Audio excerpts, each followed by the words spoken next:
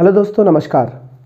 Space यानी अंतरिक्ष के बारे में जानने के लिए हम सब लोग बहुत उत्सुक रहते हैं, लेकिन अंतरिक्ष या किसी और ग्रह में जाना इतना आसान नहीं होता जितना कि हमें मूवीज या स्टोरीज में दिखाया जाता है। इसमें बहुत सारी समस्याएं आती हैं। कई बार अंतरिक्ष में चीज़ें वैसी नहीं होती हैं जैसा कि हम प्लान करके चलते हैं। वहाँ पर आपका एक गलत स्टेप पूरे मिशन को सेकेंड्स में बर्बाद कर सकता है।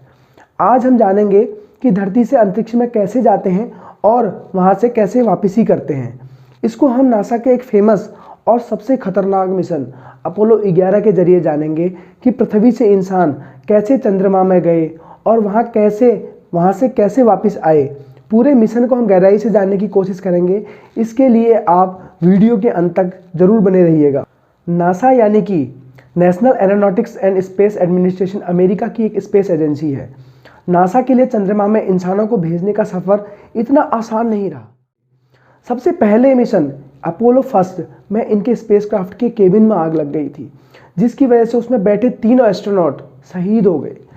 लेकिन नासा ने फिर भी हार नहीं मानी और आगे टेस्ट जारी रखे, जिसमें उन्होंने फिर से मिसाइल टेस्टिंग की, लूनर मॉड्यूल को चंद्रमा की सतह में भेजने की टेस्टिंग की और भी बहुत सारे टेस्ट करे जिसमें एस्ट्रोनॉट को ट्रेन किया गया।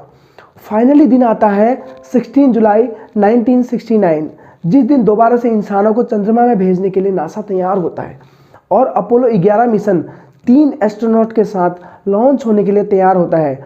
इस मिशन को सैटर्न 5 रॉकेट के जरिए पूरा किया गया था। आइए आपको अब गहराई से हम सारी जानकारी देते हैं।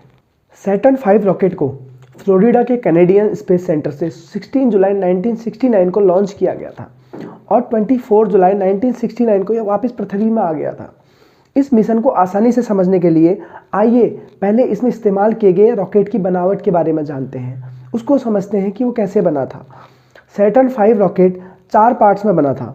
पहला पार्ट, जो कि रॉकेट के सबसे नीचे वाला भाग था, उसमें 19,74,000 लीटर फ्यूल भरा हुआ था, जो कि 5 F1 इंजन की मदद से रॉकेट को ज़मीन से ऊपर उठाने के लिए पर्याप्त थ्रस्ट पैदा करता था। इसका कार्य सिर्फ इतना था कि रॉकेट को पृथ्वी के ग्रेविटेशनल फोर्स से ऊपर उठाकर एक निश्चित स्पीड प्रदान करना। पहले पार्ट का कार्य खत्म होते ही रॉकेट से अलग हो गया। रॉकेट के दूसरे पार्ट में भी 12,87,000 लीटर फ्यूल भरा हुआ था और इसका काम रॉकेट को पृथ्वी की कक्षा तक पहुंचाने का था। रॉकेट के लॉन्चिंग के करीब 12 मिनट के बाद ही रॉकेट पृथ्वी की कक्षा में एंटर हो गया था और इसी के साथ स्टेज सेकंड का सेपरेशन चालू होता है, जिसमें कि रॉकेट का दूसरा वाला भाग भी रॉकेट से अलग हो जाता है। अब रॉकेट का काम था कि वह चंद्रमा की तरफ बढ़े। उसके लिए उसने पृथ्वी के चारों ओर चक्कर लगाना शुरू किया और लगभग 1.5 चक्कर लगाने के बाद यह पृथ्वी की कक्षा से निकलकर चंद्रमा की कक्षा की ओर बढ़ने लगा। रॉकेट के तीसरी भाग का काम भी यहीं पर समाप्त हो गया। अब रॉकेट के सबसे ऊपरी और सबसे इंपॉर्टेंट हिस्से का काम शुरू होने वाला था। इस रॉकेट के ऊपर की तरफ वाले भाग में 2 स्पेसक्राफ्ट रखे हुए थे, जिनका नाम था अपोलो CSM-107 और अपोलो LM-5। अपोलो CSM, जिसको हम कमांड सर्विस मॉड्यूल कहते हैं, और वह भाग होता है जिससे आप रॉकेट को एक विमान की तरह आगे को चलाया जा सकता था। और इसमें 3 एस्ट्रोनॉट बैठे थे, जिनमें पहले नील आर्मस्ट्रांग, जो कि इस ऑपरेशन के कमांडर थे, दूसरे थे मिचेल कॉलिंस, कमांड मॉड्यूल के पायलट थे, और तीसरे बज एल्ड्रिन, लूनर मॉड्यूल के पायलट थे। इसी तरह CSM में भी 2 भाग थे, एक तो ऊपर का कोनिकल वाला भाग और दूसरे उसका नीचे का सिलेंड्रिकल वाला भाग, जिसमें नीचे की तरफ एक इंजन लगा हुआ था। इस मॉड्यूल को पावर एक फ्यूल सेल से मिलती थी। फ्यूल सेल एक ऐसी इलेक्ट्रॉनिक सेल होती है जो कि फ्यूल की केमिकल एनर्जी को इलेक्ट्रिकल एनर्जी में कन्वर्ट कर देती है। दूसरे स्पेसक्राफ्ट की बात करें, जो कि CSM-107 के ऊपर की तरफ रखा हुआ था, उसका नाम था LM-5। LM-5 का मतलब था लूनर मॉड्यूल, और इसी को स्पेसक्राफ्ट को चांद की सतह पर उतारा जाना था। इसमें भी 2 भाग थे, ascent stage and descent stage, और इसे नासा ने ईगल का नाम भी दिया था। अपोलो LM को सिर्फ 2 एस्ट्रोनॉट के लिए ही डिजाइन किया गया था। डिसेंट स्टेज को चंद्रमा में लैंडिंग के लिए डिजाइन किया गया था और असेंट स्टेज, जो कि एस्ट्रोनॉट को वापस चंद्रमा की कक्षा तक लाने के लिए बनाया गया था। इसमें एक लॉन्चिंग इंजन लगे हुए थे। यह तो थी चौथे भाग की जानकारी। अब आइए जानते हैं कि यह रॉकेट कैसे चंद्रमा की सतह तक पहुंचा और फिर कैसे पृथ्वी की ओर वापस आया। सैटर्न 5 रॉकेट चंद्रमा की तरफ जाने के रास्ते में अग्रसर था और रॉकेट के ऊपर कमांड सेंटर मॉड्यूल इस तरह रखा हुआ था कि कोनिकल वाला भाग ऊपर की तरफ और सिलेंड्रिकल वाला भाग नीचे की तरफ। और जैसा कि अभी आपको बताया था, इसके नीचे LM-5 यानी कि लूनर मॉड्यूल रखा गया था। अब यह CSM को लूनर मॉड्यूल से अलग होकर 180 डिग्री का टर्न लेना था और फिर लूनर मॉड्यूल के साथ कनेक्ट होना था, क्योंकि कमांड सेंटर मॉड्यूल का कोनिकल वाला भाग लूनर मॉड्यूल के एसेंट स्टेज वाले भाग के साथ ही जुड़ सकता था। करीब 40,000 किलोमीटर प्रति घंटे से चंद्रमा की तरफ बढ़ने वाले रॉकेट से कमांड सेंटर मॉड्यूल अलग हुआ और 180 डिग्री का टर्न लेने के बाद लूनर मॉड्यूल से जाके जुड़ गया। यह प्रक्रिया बहुत ज़्यादा कठिन थी, लेकिन अंदर बैठे एस्ट्रोनॉट ने इसे बखूबी तरीके से अंजाम दिया। इस टाइम तक तीनों एस्ट्रोनॉट कमांड मॉड्यूल में ही थे। इसके बाद कमांड मॉड्यूल में लगे इंजन की मदद से एस्ट्रोनॉट 3 दिन तक लगातार चंद्रमा की ओर बढ़ते रहे। चंद्रमा की कक्षा में पहुंचने के बाद नील आर्मस्ट्रॉन्ग और बज एल्ड्रिन लूनर मॉड्यूल में चले गए थे और लूनर मॉड्यूल को कमांड मॉड्यूल से अलग कर दिया। माइकल कॉलिंस कमांड मॉड्यूल में ही बैठे रहे और चंद्रमा के चारों ओर चक्कर लगाने लग गए। वहीं एलएम अलग होकर चंद्रमा की सतह की तरफ बढ़ने लगा। अब नील आर्मस्ट्रॉन्ग और बज एल्ड्रिन की जिम्मेदारी एलएम को चंद्रमा की सतह पर लैंड कराने की थी। जैसे ही एलएम ने 8:10 में चंद्रमा के एनवायरनमेंट में प्रवेश किया, तभी एस्ट्रोनॉट ने डिसेंट स्टेज के इंजन को चालू कर दिया, जो कि एलएम को चंद्रमा की सतह पर लैंड कराने में मदद करता। नासा ने पहले ही एलएम को लैंड कराने के लिए एक समतल जगह का चयन किया था, लेकिन लैंडिंग से 150 मीटर की ऊंचाई पर एस्ट्रोनॉट को पता चला कि यह लूनर मॉड्यूल ऐसी जगह पर लैंड करने जा रहा है जहां पर बड़े बड़े पत्थर थे।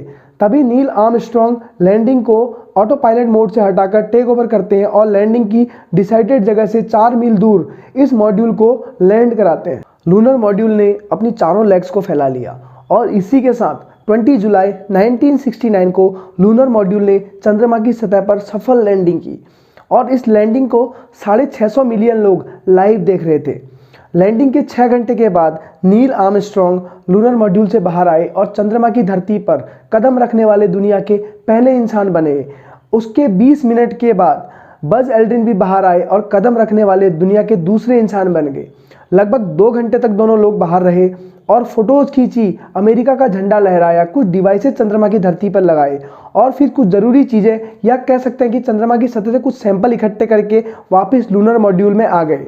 अब समय था पृथ्वी की तरफ वापस उड़ान भरने का और इसके लिए एस्ट्रोनॉट ने लूनर मॉड्यूल का एक्सेंट स्टेज के इंजन को चालू कर दिया और जैसे ही यह इंजन चालू हुआ, डिसेंट स्टेज वाले पार्ट को वहीं पर छोड़कर ऊपर की तरफ बढ़ गया, क्योंकि अब डिसेंट स्टेज वाले पार्ट की कोई ज़रूरत नहीं थी।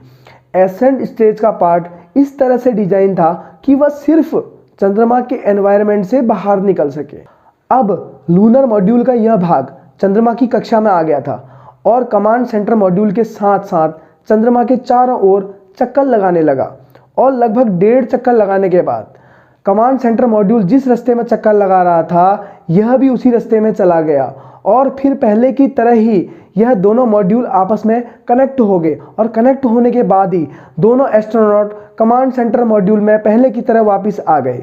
वापस आने के बाद कमांड सेंटर मॉड्यूल को लूनर मॉड्यूल से सेपरेट कर दिया गया और कमांड सेंटर मॉड्यूल चंद्रमा के चारों ओर परिक्रमा करते हुए पृथ्वी की तरफ जाने वाले पथ पर आगे बढ़ने लग गया। पृथ्वी के एनवायरनमेंट तक जाने के लिए उन्हें पहले की तरह ही 3 दिन लगे थे, जैसे कि उन्हें पृथ्वी के एनवायरनमेंट से चंद्रमा के एनवायरनमेंट में आने में 3 दिन लगे थे। पृथ्वी के एनवायरनमेंट में आते ही कमांड सेंटर मॉड्यूल का कोनिकल वाला भाग जिसमें कि एस्ट्रोनॉट बैठे हुए थे, वह सिलिंड्रिकल वाले भाग से अलग हो गया। लेकिन यहाँ पर भी एज पर प्लान नहीं हुआ। सिलिंड्रिकल वाला भाग इस तरीके से डिजाइन था कि वह अलग होते ही पृथ्वी के एनवायरनमेंट में टूट के टुकड़े टुकड़े हो जाए। सिलिंड्रिकल वाले भाग को अलग होते ही कुछ दूरी तक ट्रेवल करना था ताकि उसके टुकड़े कोनिकल वाले भाग से टकराए ना और कोनिकल वाला भाग आसानी से पृथ्वी की ओर बढ़ते रहे।